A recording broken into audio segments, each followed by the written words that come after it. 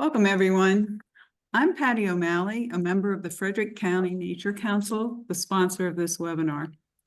The Frederick County Nature Council supports both Fountain Rock and Catoctin Creek parks in Frederick County and works to improve the park experience for visitors. Our membership is open to the public. In addition to the quarterly webinar series, our activities include organizing the annual Master Naturalist training program for Fountain Rock, a fall plant sale, helping with creating and maintaining park gardens, a seed swap, a nature book club, and we have an anthology project in the process. Details for these activities can be found at the Nature Council's website, www.naturecouncilfc.org, and I will put that in chat. Next, before I introduce our speaker, there are a couple of housekeeping items to cover. First, the session is being recorded, so please check to see that you're muted and that your camera is off. And second, during the webinar, please add your questions to chat. Our speaker will answer your questions at the end of her presentation. And now for our speaker. We are excited to have Dr. Sara Villa join us tonight to present Regenerative Landscaping, how to make residential landscapes part of the climate solution.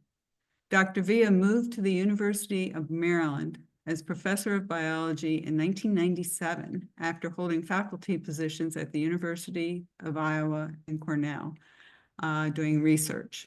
She has been teaching adults about climate change impacts and solutions through the University of Maryland Extension since 2014. She also started a summer webinar series while we were locked up due to COVID, and each session is packed with information and resources. Her website URL will be added to the chat momentarily. And now I'll turn it over to Sara. Thank you. Great. Thank you, Patty. I really appreciate the invitation to come and speak with all of you. And we'll talk about landscaping tonight. I know there are many master naturalists and master gardeners, I believe, in the audience. So hopefully there will be something here for all of you. Let's get going. Here's where we're going to be going during the course of the talk. First, I'll talk about problems with our current approach to landscaping, which you can sort of see here and here. Then I'll move to talk about various approaches to reducing the impact of lawn. My favorite approach is number one, accept imperfection. You can also, number two, remove the lawn and replace the whole lawn or part of the lawn in beds with native plants. You can widen little beds that you might have around the edges or add new beds to reduce the lawn. Again, put native plants in those. And lastly, you can plant a climate-friendly lawn substitute. So I'll talk about each of these. And then finally, I'll talk about tips for increasing the sustainability of your yard.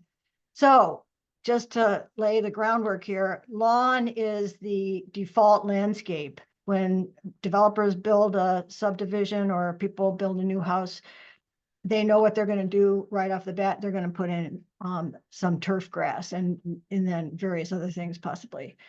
So the ideal home includes a big empty expanse of manicured lawn, whether the home is huge and you have a huge manicured lawn like this or a little tiny strip of lawn in the front. This is pretty much the default. There's a long history of lawn that goes back to the UK and Europe.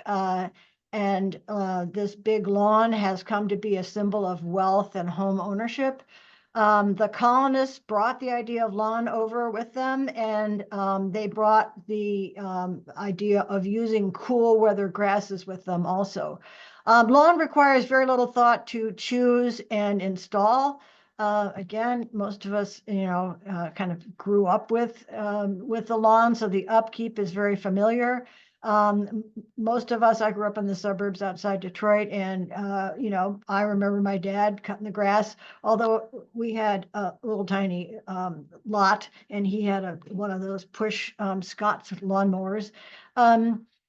Lawn is something that lawn care can easily be hired out, and a lot of people just hire somebody to do this. And, obviously it's the most common residential, municipal, and commercial landscape. But there's a big dark side to lawn. There are between 42 and 50 million acres of lawn in the US, maybe even more now. This statistic is a couple years old. There are more acres of lawn than any other irrigated crop. Well, lawn's not a crop, than any irrigated crop, more than corn, more than soybeans, etc. There are 1.3 million acres of lawn in Maryland. And that's just a little bit more than the 1.28 million acres of cropland in Maryland. Lawn uses 30 to 50% of all residential water, and that winds up being about 7 to 9 billion gallons of water per day. And as we, are moving towards the future, I'm sure many of you have read or learned that drought is now becoming much more of a problem, and we don't have all the water in the world that we maybe used to have or might want to have. And so this kind of situation, this picture here, is everything in the world is wrong with this picture. First, they shouldn't be irrigating during the day.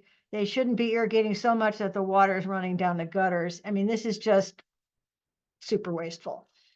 Lawn care uses between 600 and 800 million gallons of gasoline or diesel a year.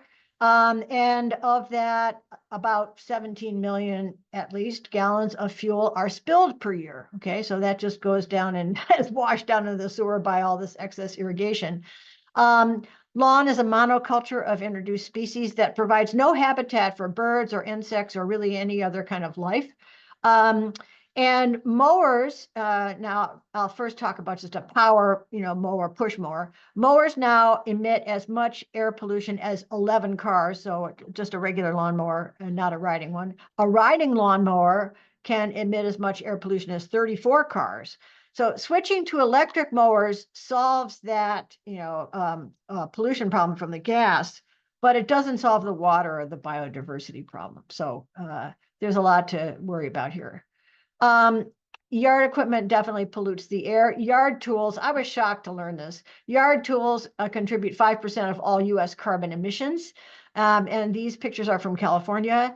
In California, they have almost 14 million passenger vehicles and just slightly fewer yard tools. So everyone who's driving a car can carry a yard tool. This is, again, from the California Air Resources Board, and you can see that because of mostly federal regulations governing pollution from cars, the smog-forming emissions have declined over time. Well, we're not down here yet. This is the present, and this is the projected. But the yard tools emissions is just basically increasing a little bit. Okay, so pretty flat up to now, but they are expecting it to increase. 1 hour of lawnmower use is the same as driving a Toyota Camry 300 miles from Los Angeles to Las Vegas. But leaf blowers, once I learned this, every time I see a leaf blower, I just cringe, because 1 hour of leaf blower use is like driving 1,100 miles from Los Angeles to Denver in that same Toyota Camry. And of course, it's also noisy and dusty, etc. And then people use edgers, weed whackers, etc. And all of this leads to a lot of noise, which, as I know, most people are, annoyed by when their neighbors start one of these things up and cause a lot of noise. Okay, lawn fertilizer and chemicals pollute the air and the water, and they're not that great for your health either. Between 60 to 90 million pounds of synthetic nitrogen fertilizer is applied per year on lawns. And manufacturing this fertilizer is very fossil fuel intensive. It requires a lot of natural gas to heat things up. And the manufacturing produces 4 to 5 tons of carbon dioxide per ton of fertilizer. Much of the fertilizer applied just runs off as nitrate, NO3, that's soluble in water. So as soon as people irrigate their lawn or it rains, a lot of the fertilizer just, goes into solution and runs off. This pollutes the waterways, and a lot of the nitrogen fertilizer is also converted to nitrous oxide, N2O, by microbes in the soil. And this is a greenhouse gas that's like 350 to 380 times as potent as carbon dioxide in causing climate change. And when the plants can't take up any more fertilizer, so when people apply more than the plants can take up, the nitrous oxide emissions increase exponentially. So I know that we are all aware that a lot of people put on much more fertilizer than they need to. It's actually kind of hard to figure out how much fertilizer you should put on, and I don't think most people really even try. It's like buy the bag of fertilizer, put it in the spreader, and then just spread it till the bag's empty. Maybe I'm a person of little faith, but I pretty much think that's what happens a lot.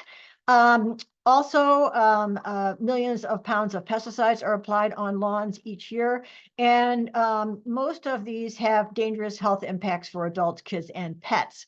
For example, weed and feed, which is a very common product that people use in their gardens, or not in their gardens, but in their yards, is 2,4-D, right? That's the same thing as Agent Orange. We know that that's not a good thing to be dealing with. And millions of American families, plus almost 1 million lawn workers, are exposed to these toxic pesticides every year. And for what, right? There, unfortunately, is about 10 times more nitrogen and chemical runoff from lawns per acre than from farms. So in Maryland, farmers have to fill out nitrogen nutrient management plans. So that covers the fertilizer use, and they're restricted to using only a certain amount of fertilizer. But homeowners pretty much can just put on whatever it is they want. And I included this picture of the Scotts turf builder because I really like the way they sort of almost threaten you in their, on their fertilizer bag. Protect against future problems, they say. So the implication, of course, is if you don't put on Scotts turf builder, you're going to have a bunch of future problems. So there it is. So why does lawn need so much maintenance? So this is a great picture of above ground and below ground. Here's the sort of ground level sections of various native plants and turf grass. I think this is Bermuda grass. And you can see that the roots of the turf grass are, very, very short, maybe just a few inches. And when you compare that to the roots of these native plants, let's pick something that I'm sure a lot of you have seen, maybe Indian grass, big blue stem. Here's coneflowers. Coneflower has pretty wimpy roots compared to the rest of these, but pretty heroic compared to grass. But some of these plants, even these little tiny plants here, have roots that go down, 12 feet. 10 to 12 feet is not uncommon, and very, very dense roots. Here's buffalo grass and false indigo. A lot of people have this in their yard, switchgrass, etc. So these deep roots feed the soil microbes. They exude sugars, and that builds up a lot of soil microbes, which enriches the soil and makes the soil healthier. The deep roots, when they die, they add organic matter, and they allow the plants to scavenge water and nutrients from a very large area. In contrast, these little wimpy roots on the grass, turf grass is really not able to acquire enough water or nutrients from the soil to sustain itself, which is why you have to irrigate it and put on fertilizer. Okay, so residential lawn has a big economic cost. And I often ask people, when was the last time you really thought about how much it costs you to take care of your grass? If you mow the lawn yourself, I got these off the web, so I don't think you can buy a John Deere lawn tractor for $1,500. So I don't know exactly where these people got their figures, but you've got to invest in equipment if you mow the lawn yourself. And you've got to take care of the equipment, change the oil, tune it up, sharpen the blades, etc. And that's going to cost you some money. Plus, you've got to buy fertilizer, herbicides, insecticides, fungicides, etc. And you've got to spend maybe 70 to 100 hours a year running all this equipment to take care of your lawn. So it's a big investment of time and money. You can use a lawn service, and I got these figures this past year off of Angie's List, which is now just Angie. And the range for lawn care goes from, this is for a 3/4 acre lawn, I think, between $50 and $200, $123 average. But up to $500 for 3/4 of an acre. And then I did not realize edging was so expensive, between $250 and $11 per foot. This would, I don't believe in edging anyway, because it takes a lot of extra time, but I really don't believe in it if it's going to cost me $11 a foot. Weed abatement up to $120, again, for this 3/4 acre lawn. Fertilization up to $380, aeration, leaf removal, etc. So the cost just mount up. Now, I did not realize also, I'm pretty naive about this stuff, I guess, but I did not realize that people often intentionally want to mow a pattern into their lawn. And there's like websites about this, right? Lawn mowing patterns. So here's a, curvy pattern. Here's a diamond pattern, etc. My neighbor has her lawn service do this. But that means that those guys have to go over the lawn twice, right? In different directions to get this pattern, when really they could have cut the lawn with just one pass. So when you mow these patterns in, it gives you more emissions. It takes more time, which means they charge you more money, and there's more soil compaction from the equipment. So anyway, I would say I don't think this is really worth the investment or the damage to your lawn. All right. So in sum, on the problems, we can rethink our suburban landscapes and embrace practices that, instead of causing all this damage, first of all, restore the soil. And in so doing, reduce emissions and sequester carbon, which helps us with the climate. Increase water infiltration, reduce flooding, boost water holding, and improve water purification. So when water goes down through the soil, it gets purified. This helps with the water problems. And preserve and add habitat to rebuild bird and insect populations, which helps with biodiversity. How are we going to do all these great things? Reduce lawn and increase the use of deep-rooted native perennials. Okay, so here are the approaches to reducing lawn impact. The first one is accept imperfection, which somebody I read on the web calls this the freedom lawn. This is my backyard, my freedom lawn, and you can see that I have definitely embraced imperfection.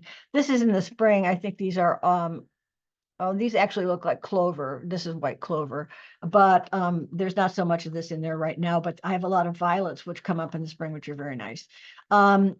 So in the freedom lawn, you just stop using fertilizer and chemicals, okay? So you accept imperfection. Mow it high, right? 4 to 5 inches with the mulching mower, so the cut pieces go down and then decompose and feed the soil. Don't irrigate. Let the lawn go dormant in the heat of the summer.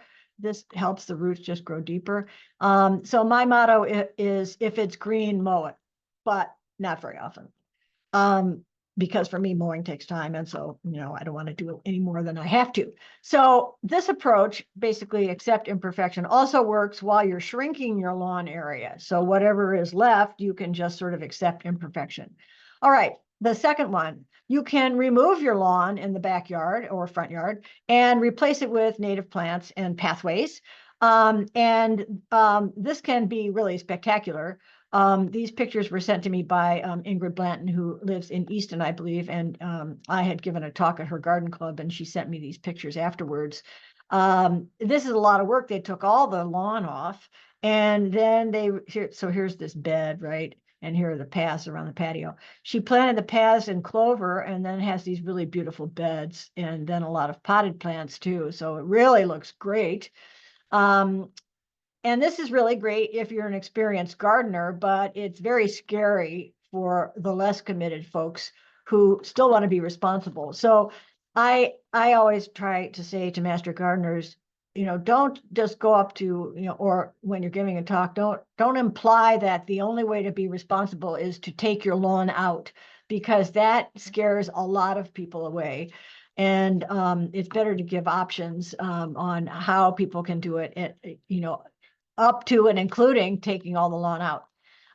Taking all the lawn out obviously doesn't work in large scale or in municipal landscapes because it's just really, kind of too much.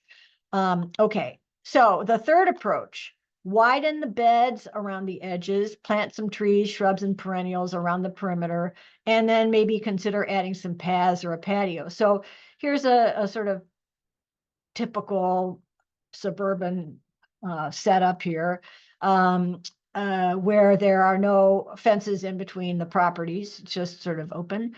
And you can see that the idea is that first they build up a bed around the outside instead of just having a few, scattered trees around the edges of the property. They make a larger bed. It's connected between the trees with a lot of, herbaceous plants, and then a much more extensive set of beds around the house and the garage instead of just this little sort of strip across the front and this one lonely little bush here. And they also put a lot more in the front. So you can really see that they have been able to add a huge amount of vegetation and shrink the lawn down to the point where, yeah, you can play with your dog, you can play with your kids, your grandkids, whatever. And there's a little bit of lawn there to give it a slightly open feel, but there's also a lot of other kinds of plants around. So you can start by adding native trees and shrubs around the edge. These are great because they store carbon in the wood and they add a lot of texture and color and provide a lot of habitat. Many native shrubs have berries for wildlife. And that's also a big bonus. So you can take this at your own speed. You can widen the beds gradually. You don't have to tear up the whole yard at once. And so it's not a big disruption. And the plantings don't need to be all that complicated. I mean, to me, this is pretty complicated because we've got, all kinds of little stuff going on here. But this is a beautiful bed, and it really just 5 or 6 different kinds of plants that are planted in groups, and it looks really pretty nice. You can see this has been out a few years because these are now starting to grow. You can substitute sort of one plant for another instead of the invasive burning bush, which really spreads fast and is all over the place. It's really pretty at this time of year with these red leaves. But you could put blueberries around the edge of your property as an ornamental shrub and get berries at the same time. And you get this nice red color in the fall too. So there are a lot of different things that you can do to get rid of these kind of invasive plants. Okay. While you are planting those native trees and shrubs, you can landscape to reduce your energy use. I'm sure many of you are already doing this. Here's a great picture of the miracle of deciduous trees, because in the summer the leaves are out, and if you've got the trees planted on the south side of your house, they shade the house. But in the winter, the leaves fall off, so you get the value of that sort of solar gain in the winter. They can save up to 40% on cooling just by shading the roof. It's really useful to shade your air conditioning unit or your heat pump because those units are working by trying to transfer the warm air to the outside and take it and sort of dump it out into the outside. And if you've got your air conditioning unit or heat pump while it's air conditioning shaded, then that cools it off and makes it easier to dump that heat out. So that gives you a huge energy savings also. Shrubs around the foundation can reduce heat loss. I don't really have a picture of that, but that can be very useful. Okay, now in your beds, it's really useful to use as many native perennials as possible. So here's a big bunch of annuals at some big box store like Home Depot or Lowe's. This is from a great book by Reed and Stibolt. I have pictures of the covers of some of these good books in the last slide. And so these are really colorful. Annuals are often super colorful. They produce a lot of flowers because there is no investment in any roots that allow the plant to overwinter. So they just put all their energy into colorful blooms, which is great. most of these annuals don't provide a lot of pollen or nectar or habitat for any kind of insects or other species. Some do, there's some like zinnias. Zinnias are good for pollinators. Native plants will save you a bunch of time. The miracle of perennials. Yay, next year they're going to come up again, and you don't have to go buy them and put them in.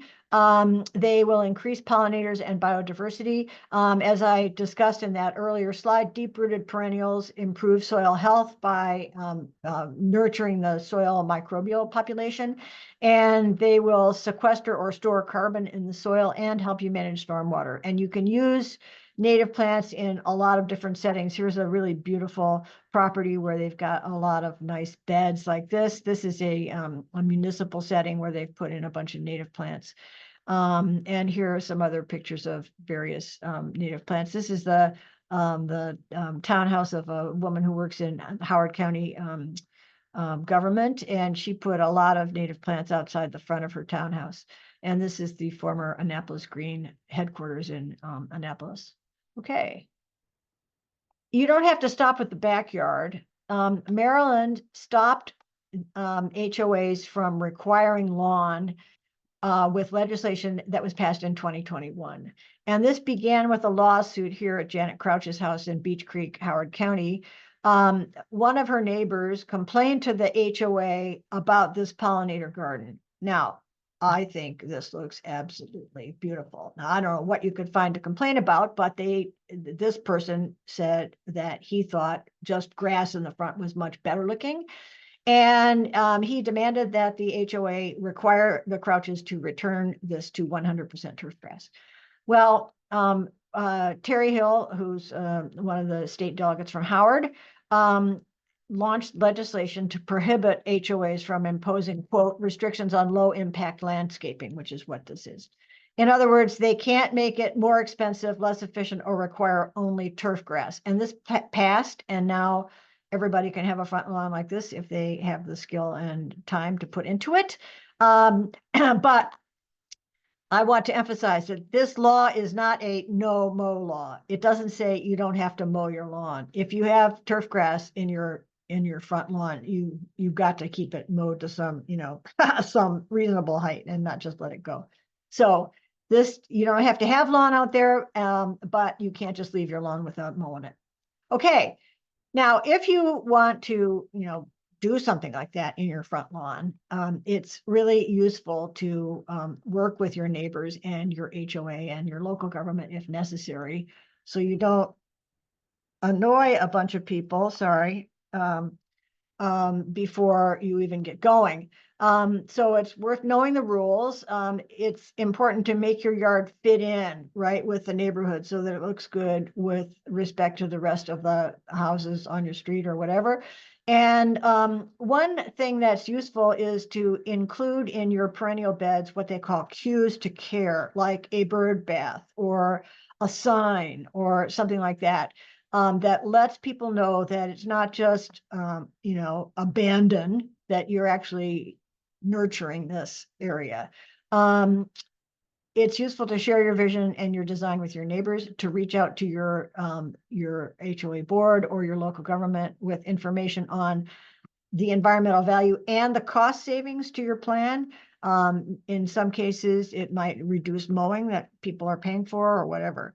So start small or in your backyard if you're not really sure that it's going to work, but be enthusiastic, be persistent, and stay positive, which I guess are three really good things to remember in pretty much anything in life.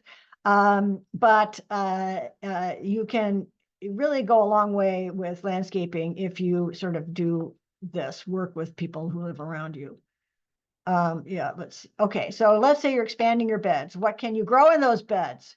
You can put a bunch of native perennials like these, okay? You can plant around trees like this, make little beds around the trees. There are a lot of native grasses, which are really beautiful. And this is Indian grass, switchgrass. I forget what this is. I can't remember. I don't think it's more switchgrass. This is river oats and this is Virginia wild rye. All of these are really easy to grow from seed, and you can, grow them yourself, and they are bunch grasses, so they make large bunches if you don't plant a lot of them. Okay, so there's some ideas for what you can grow in your beds. You can also grow food in your landscape beds, and there's a couple of really great books by Brie Arthur. She wrote first The Foodscape Revolution, and these are some pictures of her yards. Oh, this is a different picture. These are from Brie Arthur's book, and you can see that around the edges she's planted various food plants. And this is another area in her yard. This is from Jessica Walliser's book, where she's got some zucchinis planted in the borders. And here's also some squash growing among the flowering plants. And this is an example of the way that Brie Arthur has grown grains, gardening with grains in her yard, basically as a sort of edge here. And they really do, I think, look great, replacing ornamental grasses with grains. So you can mix veggies with the flowers. You can put in edible trees and shrubs, blueberries, raspberries, hazelnuts, fruit trees. And you can have a really, productive backyard instead of just having turf grass. Okay, what else can you grow? Native ground covers like moss phlox, green and gold. These are native to Maryland. Pussy toes, golden groundsel. This is one of my favorites. It's evergreen. So all winter you see these nice green leaves, and in the spring it puts up these very tall flowers, which are beautiful, I think. Native Pachysandra. This can be kind of hard to find, but I did get some of this, and it's growing really well in my yard instead of the introduced Pachysandra, which I think comes from Japan. Alum root. All of these you can find at the UMD Extension website for Home and Garden Information Center. I know a lot of you already know this from being master gardeners. Okay, now there are a lot of cultivars or different colors and forms of native plants that are bred by plant breeders. So in this picture, you see 3 examples of the native plants themselves. So we've got a columbine and I'm having a moment here. It's not, these aren't daisies, they're like sunflower types of things, and asters. And for each of them, then there are shown a few different cultivars. This one is a different color. This one is not only a different color, but the flower points upward instead of down. These are slightly different colored from the wild types. And then these cultivars are also slightly different from the wild one, as are these.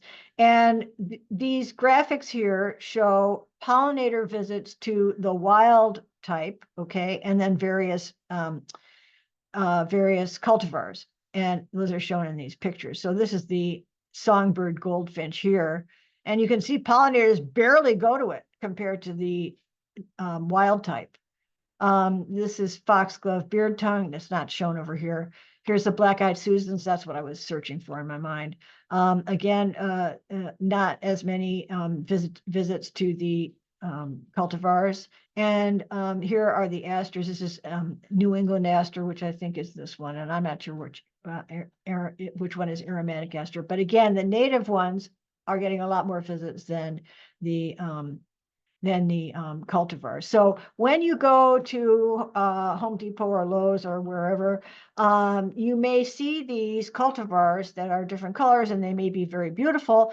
And I'm not telling you don't buy them, but they will not attract as many pollinators, or and the pollinators won't lay their eggs on these plants as much as they will on the native plants themselves. So, and I didn't ask Patty if she wants me to send a slide handout, but if I do, all of these links will be hot, so you can click on them and go to these sources. Okay, now where are you gonna get native plants? You can purchase potted plants or plugs from some native plant supplier.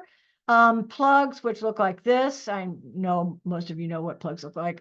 They are much cheaper per plant than buying a potted plant. And sometimes you can get mixed flats, or you can buy all of one type. You can buy even deeper plugs than these. You can participate in a local seed or plant swap, or you can organize one. There are usually these throughout Columbia, at least a lot. Once you have a particular plant species, you can multiply it by dividing established plants. This is my strategy. I usually buy one and then or a couple, and then I plant them out, and they once they grow in a couple of years, I can divide them, and then I have a whole bunch. And here are also some plugs, and you can see sometimes you buy them and they're really sort of pot bound, but they usually grow really, really well. And you can grow your own plants from seed. This is not as hard to do as you might think. It's important, to buy the seed from a reputable dealer like Ernst Seeds or Prairie Moon.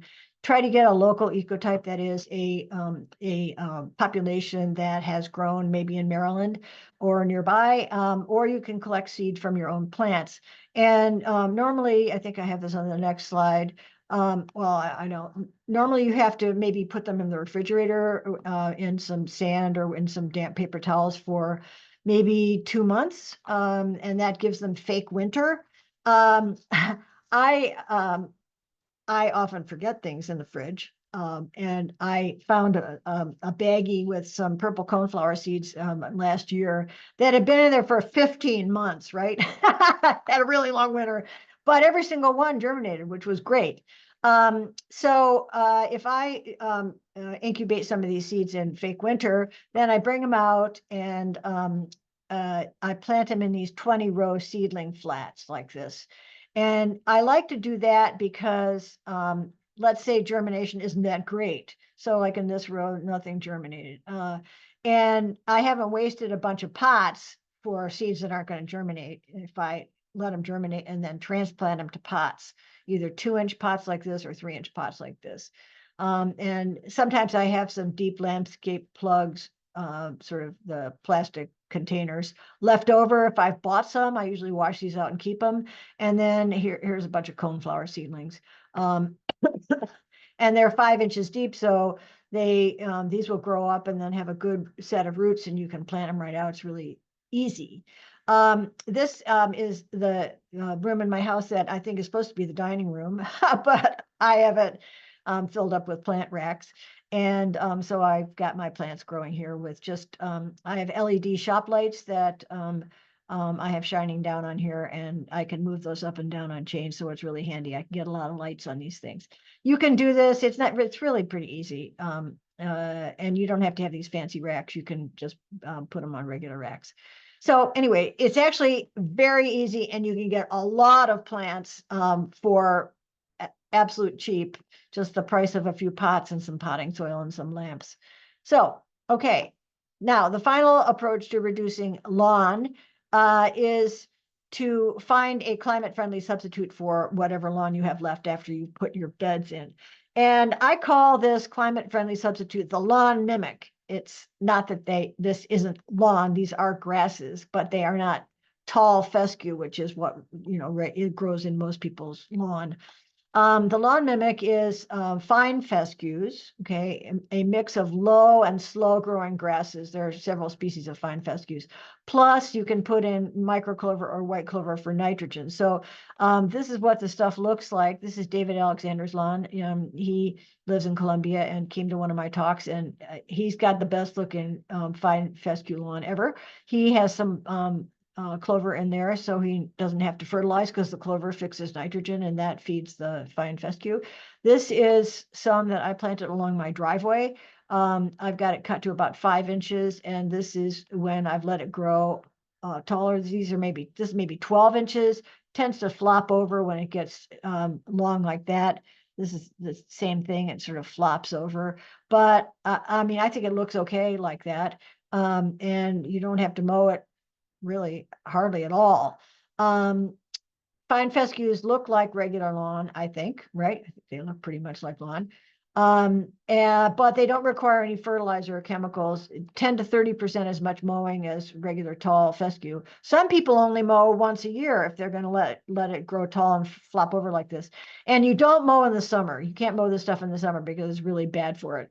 And so you mow in spring and fall. And all of this not mowing is going to save you a lot of time, plus 70 to 90% less carbon dioxide emissions. And you still have what basically looks like lawn. Okay. I was fortunate enough to get a Howard County Innovation Grant in 2020. And this was the first year of COVID, and we were going to do our plots out and about in Howard County, but I had to put them in my backyard instead.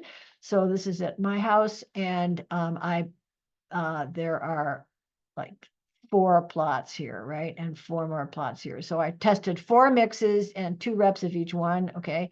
And I planted it in September of 2020. By November, they look like this. May of 2021, these are the same plots. They still look great. September of 2021. This is the same plots, March of 2024. I haven't mowed them, but they still look great. I'm amazed. And I planted also a few single species plots, red fescue, hard fescue, creeping red fescue, and sheep's fescue. These are 4 kinds, plus a couple of native plants.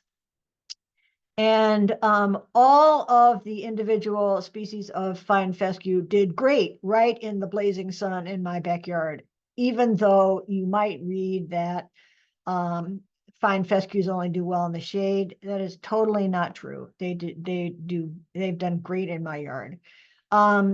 They are best planted in the fall, and you do have to do a little prep, okay? It's really important to either get rid of the existing lawn by tilling or herbiciding, or cut the lawn really low and core aerate. You really need to maim the lawn. Otherwise, you won't get a good stand of this fine fescue, excuse me, because the tall fescue will just compete with it. So I personally do not have a problem. I didn't herbicide. I think I tilled this. I don't have a problem with herbicide if you're only going to do it once, right? To get rid of the existing lawn, and then you're going to plant something that is environmentally very friendly. I don't have a problem with that. The problem I have with herbicide is when people are using it all the time, every year, etc. You might need to overseed again in the following spring and or maybe the fall to get a really good stand like this, especially if you just cut your existing lawn low and core aerated it to sort of scuff it up a little bit. As I just mentioned, all of the types did really well in both the sun and the shade. And this is in contrast to some things you might read. No mowing in the summer, every 4 weeks in the spring and fall. So this is maybe like six times a year. Now, one thing is this is good news and bad news. It builds up a very dense stand. And so you have a bunch of thatch in there, and it is really useful to dethatch once a year. But the plus side of that is that it's very hard for weeds to invade once you have a thick stand like that. Okay, what else can you put in your remaining grassy places if you don't put in fine fescue? You can put in clover, white or mini clover. So here's a bunch of clover, which I think looks really great. You can mix it with grass like the fine fescue, or you can let other species come in like violets. I wouldn't worry too much about non-invasive weeds. Again, if it's green, you just mow it. If it's invasive weed, you want to get rid of it. Someone asked me to include something about a tapestry lawn, which is, I guess, a big thing in the UK. This is what it looks like. It's a mix of ground covers, and you can mow it. It seems like a lot of work to me because you have like a lot of different ground covers in here, and they're sort of all mixed up. It looks really great though. Another thing you can plant is sedges, carex. That's the Latin name. And not too long ago, Mount Cuba Garden did a study of sedges, carexes, and they tested a whole bunch of them for which ones can be mowed and which ones fill in and which ones are good, in as substitutes for lawn. But you can't really plant carrots from seed. You need plugs, and when you plant the plugs initially, you're going to have spaces in between, and so that can get weedy. So it's a little bit, tricky maybe to get a stand that looks beautiful like this from initially planting plugs. You have to really mulch well in between. It's not like, planting grass seed, which is going to basically fill in everything. So I think this sounds like a lot of work personally, but maybe some of you will try it or have tried it and have had a good experience with it. Now, how about establishing your own meadow, or, like this, a big meadow or a pollinator bed? Establishing a large area from seed, that is, just put the seed out, is not for the beginner. It requires super big time site prep. I mean, you really have to get rid of everything out there if you're going to plant native plants from seed. And it requires specialized planting equipment to deal with the very light native seeds. And you don't know what's going to germinate. So the final problem is that after the first year, that you might be able to mow 5 inches the first year, but in successive years, you have to mow at increasing heights, which means you really can't do it with your lawnmower. You have to have a tractor or something like that. So I encourage everybody to just, if you want to plant a lot of native plants, to just do it from plugs and mulch in between. And that way you get a more controlled composition and growth, and you know what you basically got. So mulch in between the plugs, or use, I'm not going to talk about this horticultural paper. You can cut holes in it and put the plugs in, and that keeps the weeds down while you're waiting for the canopy to close.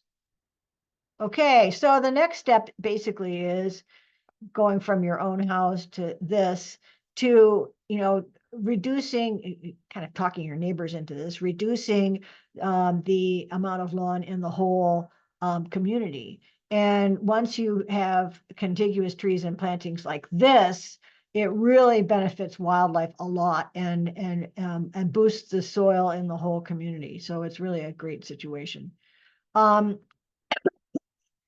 You can plant these native perennials like this in municipal settings too, which looks really great. Also, these are annuals here, but there's something perennial in there. And then this is a really great application where, in between, like on a boulevard like this, where you've got a dividing highway and you've got lawn or something in between. You know how it always slopes down so that the water drains off the road and then goes usually into a gully or something like that. Well, here they've planted native plants down in there, so they get watered basically from the water that comes down from the road. And it provides not only a very beautiful thing to look at, but also gives a lot of pollinator habitat and nectar and pollen, and increases biodiversity. So that's really awesome.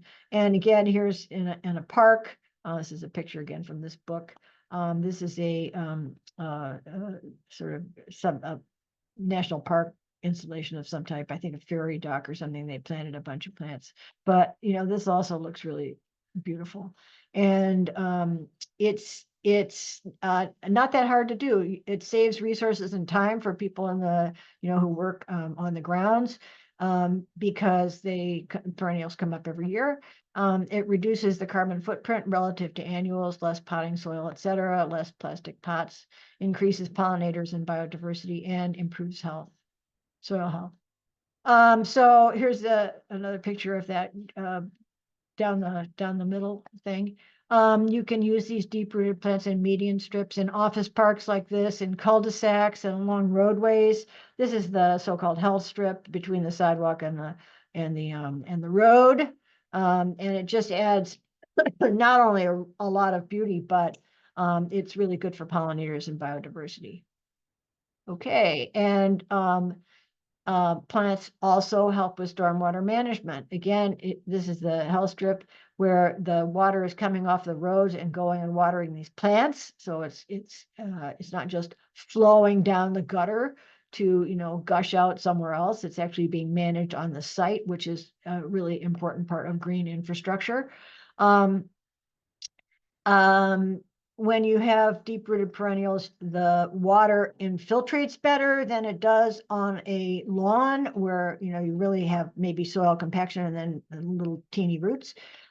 Excess nitrogen and other nutrients in runoff are reduced because you don't have as much runoff. And the yard chemicals can be neutralized in the soil. There's actually microbes that chew up some of these yard chemicals. And so they're not floating off in the water. So a lot of neighborhoods, I know many of you are familiar with this, have these stormwater management ponds. This one is really ugly looking. It's just got a lot of algae and junk growing in there. And a nice little gravel boundary and some grass. This really does not look very nice, but they could plant a bunch of native plants in a meadow like this around the pond. Now, I've tried to talk to Howard County people about this, and this is a lot of work. It's a lot easier for them to just, you know, roar over there with the lawnmowers and cut the thing than to have this. But this, according to this, I think it's Catherine Zimmerman, this book, people wanted to move into this neighborhood because this was such a beautiful location with this sort of pollinator meadow here, much nicer than this, for example.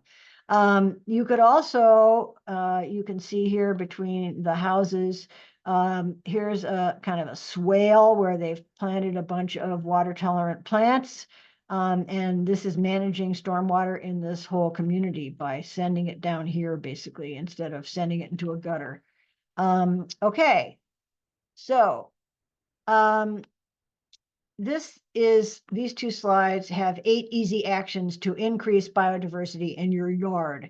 And this comes from a great paper in Proceedings of the National Academy. It was actually written by some people in my department, the entomology department at Maryland. I wasn't there then, but it's a really great paper. So 8 easy actions. First, convert lawns into diverse natural habitats. I've already talked about that. Start around the edges and then expand the beds. Grow native plants, beware of cultivars, and try starting your own native perennials from verified seed. Reduce pesticide and herbicide use. Try mulch to reduce weed growth. And if you want to kill things, you can put on vinegar. That does not kill the roots like Roundup, but it does kill the top. And you can grow ground covers to sort of provide something that's going to fill up the space instead of a bunch of weeds. Now, this is important for insects. Limit the use of your exterior lighting. So instead of having giant white lights around your house, it's really helpful to put in amber lights instead. So this is an amber light. And I have put these amber LED lights in for my porch lights, and it really is useful because I used to have a lot of, you know, you'd come out in the morning and there'd be like just all this insect carnage around these lights where they've been beating themselves against the light all night. And that doesn't happen so much with these amber lights. Please avoid using bug zappers and mosquito foggers, because these things just kill all insects, okay? And instead of doing what you think you want to do, maybe kill mosquitoes, they're going to kill everything. And most insects in your yard are not going to be bothering you. To kill mosquitoes, the most inefficient thing is to try to kill the adults by spraying with foggers or spraying the adults. You can never kill all the mosquito adults. The way to kill mosquitoes in your yard is to put out what Doug Talmy calls the bucket of mosquito doom. Put out like a 5-gallon bucket, fill it 3/4 of the way full of water, put in a little bit of hay or some straw, and that'll kind of nurture the little protozoa that mosquito larvae like. Then the mosquito females go lay their eggs in there, and you let the bunch of eggs get laid, and then you let the larvae grow up, and you watch that bucket until the larvae get big, and then you put in some mosquito bits, which is the non-toxic Bacillus thuringiensis. And it doesn't hurt you, it doesn't hurt your dog, it doesn't hurt anything except the mosquito larvae. And I've been doing this for about 5 years around my house. I've usually put out about 4 or 5 of these buckets. I hardly have any mosquitoes around my place. So if you are in a position to lobby your local government to stop spraying for mosquitoes, it would be a really good thing to do. Okay, the last four. Try to reduce soap runoff from washing your car, for example, and reduce the use of driveway sealants, which are made with petrochemicals and de-icing salts. This stuff all washes off and basically is toxic to everything that encounters it. As far as you can, or as much as you can, be a sort of, these two are really similar. Be an ambassador. Try to counter any negative perceptions of insects that your neighbors may have, because again, most insects are not going to bother you. Most insects are just out there doing their thing, and they're really helping everything out. Become an educator and an advocate for insect and plant conservation. Get involved in local politics, support science, very important in the next 4 years, and vote. So again, you can look this paper up if you get the slide handout, and Patty, you can tell me if you want me to send you that. Okay, so just to finish up here, we can manage our suburban landscapes to reduce emissions, carbon emissions, store carbon, and increase biodiversity, and save time and money at the same time. So I'm happy to take questions, and I'm going to go to the chat and see if there are any questions over there. Okay, stand by 1 second. Let me go up to the top. Okay. Oh, thanks for putting my website on there. Also, I have a YouTube channel, but that's mentioned on the website. Wendy Hall. Hey, Wendy. Can you please discuss Mount Cuba's research on ecologically valuable nativars of, I guess, the sedges? No, not really, because I don't remember very much about the report. But if you go to the Mount Cuba website, it's on there. Or you can just Google Mount Cuba Carex study, and you'll find it. It's quite complete. So I urge you to go ahead and look that up. Janie Griffiths, Ecoplantia in Frederick has native plugs. Yay. Thank you. Heidi, would love a copy of the presentation. Thank you. I appreciate that. And I'll send a handout to Patty. I may not be able to do this for a few days, but I'll do it next week at the latest. What herbicides do I recommend to remove lawn? Well, I mean, if you want to really get rid of it, Roundup, spray Roundup on it. Again, I don't want to be thought of as a big advocate for Roundup, because I'm not. But if you're going to do this once and get rid of your lawn, I don't think it's the worst thing in the world that you could do. I don't, in terms of, I mean, there are various broadleaf herbicides or herbicides for grass or whatnot, but really, if you just want to zap the lawn, spraying Roundup would work well.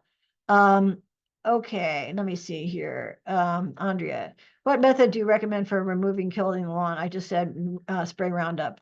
Digging it up and removing it, that's a lot of work. Covering with tarps, that works well if you have a small area and you want to leave those tarps out for a long time.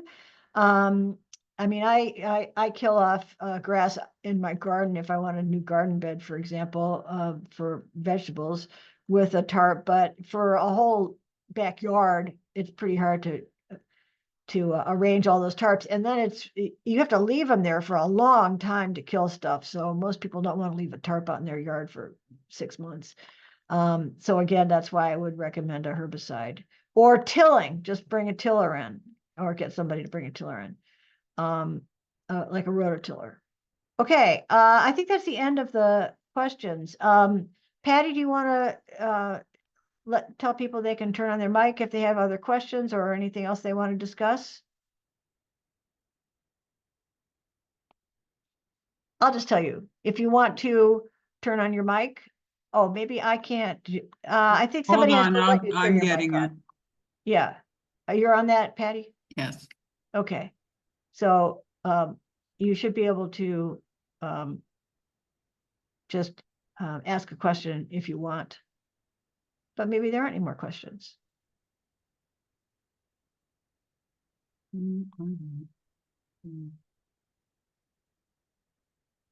Are there any other questions?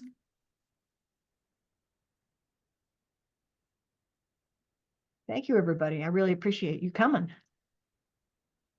Okay. So, Sarah, you're always able to present a lot of information in practical and easy to understand way. So I want to really thank you for a great session. And yes, I will make sure everybody can get a copy of the slides that you have. Could you do me a big favor, Patty, and email me on Monday and remind me about that? Because I've Okay. got a lot going on between now and Monday, and I'm afraid I will forget. If I could prevail upon you to send me an email on Monday, that would be great. And then I'll just send you the handout and you can disperse it to people. Okay, that's good. That's great. So Okay. if there's nothing else, I have a couple quick things. Before we end, I'd like to tell you about our coming events. As I mentioned, tonight's webinar is part of an ongoing quarterly series. The next session will be held on March 5th, and the details will be available on our website soon. And then on June 4th, Carrie Wickstead will be joining us to talk about venom, and we hope to see you then. So if there's nothing else, we'll go ahead and end. Thank you all for coming.